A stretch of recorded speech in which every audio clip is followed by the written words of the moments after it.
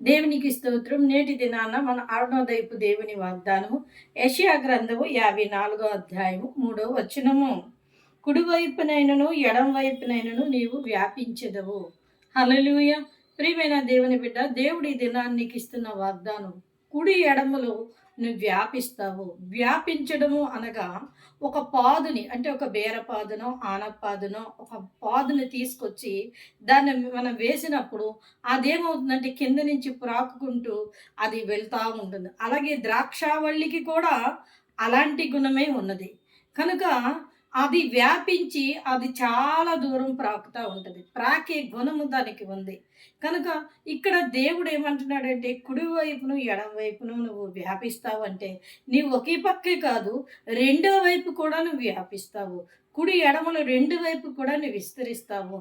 నాకు విస్తరణ లేదు, నాకు ఆశీర్వాదము లేదు, నన్ను ఎవరూ పట్టించుకోలేదు, నాకు ఎదుగుదల లేదు, నేను ఎక్కడేసిన గొంగలి అక్కడలాగున్నాను అని నువ్వు బాధపడుతున్నావా?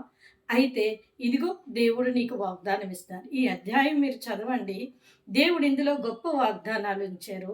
కనుక ఇందులో ఉన్న వాగ్దానాలన్నీ కూడా ఆయన ఈ యొక్క 3వ వచనంలో ఉన్న 2 వాగ్దానాలు నీ సంతానానికి నీకు కూడా ఆయన ఇస్తాను అని ఇక్కడ లేఖనం సెలవిస్తా ఉంది.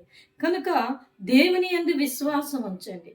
దేవుని యందు మనసు పెట్టి విశ్వాసముతో దేవునికి ప్రార్థన చేసినప్పుడు నువ్వు కుడి ఎడమలు విస్తరించి, వ్యాపించి, ఫలించి, అభివృద్ధి పొంది, నీ శత్రువుల దగ్గర, అంటే నీది ఏదైతే ఉందో కోర్టు తగాదల్లో గొడవల్లో ఉందేమో, దేవుడు ఈరోజు నీతో మాట్లాడుతున్నారేమో, దాన్ని నువ్వు స్వతంత్రించుకొని ఖచ్చితంగా దాన్ని నువ్వు అనుభవిస్తావు. దేవుడు అట్టి ఆశీర్వాదంతో దేవుడు నిన్ను నింపి అనేకులకి ఆశీర్వాదకరంగా ఉంచుతారు. కనుక అరుణోదయాన లేచిన వెంటనే వాగ్దానాన్ని పట్టుకొని నీ జీవితాన్ని ప్రారంభించు.